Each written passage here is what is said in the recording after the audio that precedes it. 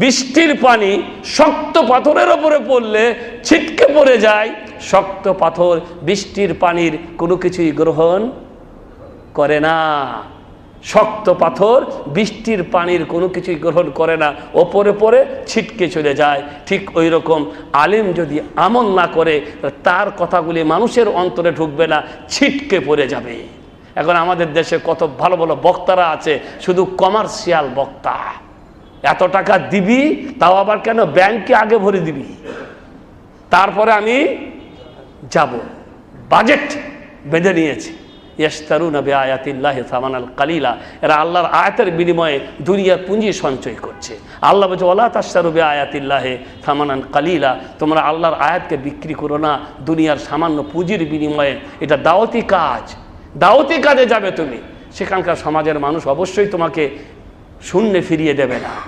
আচ্ছা, দূর থেকে গেছো, তোমার অবশ্যই খরচ খরচা, তুমি এসেছো, অবশ্যই তোমাকে তারা কিছু দেবে, কিন্তু তুমি বাজেট তৈরি করে দেবি তবে যাব, দিবি তবে যাব, দিবি তবে যাব।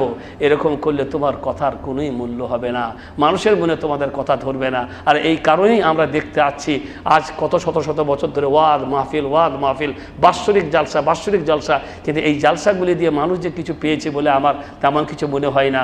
আর 5 বছরের পিস টিভি সারা পৃথিবীতে আলোড়ন সৃষ্টি করে দিয়েছে। 5 বছরে সারা পৃথিবীতে আলোড়ন সৃষ্টি করে দিয়েছে। শুধু বাংলাদেশে, ভারত, পাকিস্তান নয়, বরং ওই পাশ্চাত্য দেশগুলি, America, London, German, Japan, France, সেখানে হাজারো হাজার বোনেরা, ভাইয়েরা টেলিফোন করে আমাদেরকে জিজ্ঞাসা করে আর বলে যে আমরা পিস টিভি থেকে জানলাম, পিস টিভি থেকে জানলাম, পিস টিভি থেকে জানলাম।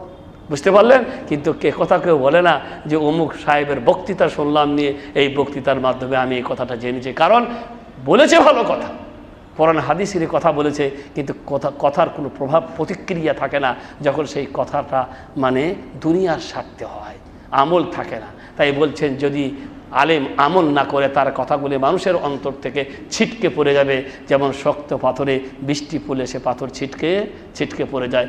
আবু দারদা রাদিয়াল্লাহু তাআলা আনহু বলছেন লা আকশা আলা নাফসি আই উসআল মাদা আলিম, আমার এটা ভয় হয় না যে কালকে কিয়ামতে আমাকে জিজ্ঞাসা করা হবে তুমি জানতে কি, ওয়ালাকিন্নী আকশা, কিন্তু আমার ভয় হয় আই ইউসআলা মাযা আমিল, যদি আমাকে জিজ্ঞাসা করা হয় তুমি আমল কি করেছো, এটার ব্যাপারে আমার কি হয়, এটার ব্যাপারে আমার ভয় হয়।